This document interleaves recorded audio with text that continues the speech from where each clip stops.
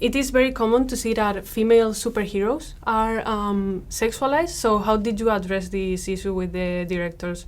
Because it is not. It's pleasantly surprised that it is not in Captain Marvel.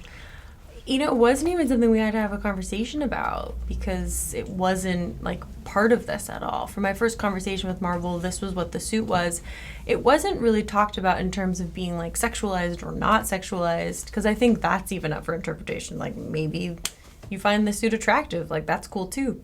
But it was more of functionality, which is like an important thing for this character because of what her abilities are and what she's trying to achieve, that this was what would be a functional suit for her, you know.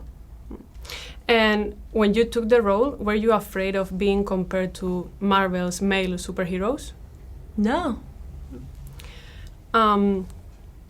And Carol is the most powerful superhero in Marvel universe, so how do you feel about it? Do you feel any responsibility about being the future leader of the Marvel universe? No, I don't feel any responsibility. I don't think it's helpful to think about it in terms of that. I just really like this character, and I wanted to like pour my heart into it and see how complex and how interesting I could make her, and that's kind of all I thought about. Where are we going to see Carol after Endgame? Is she going to stay on Earth, or maybe... I don't know. I mean, I legitimately do not know.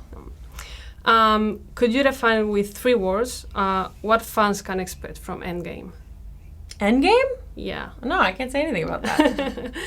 Okay. How did you prepare for these action scenes? I had to train... I shouldn't say had. It was my choice. I chose to train for 9 months.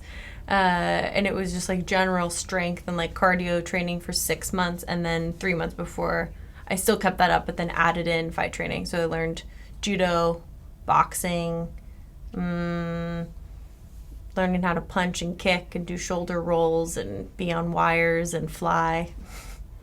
And there's a point in the movie where the Skrulls are compared to refugees. So there's a lot of real life issues in the movie. So what do you think that is the most powerful message in the film? Yeah.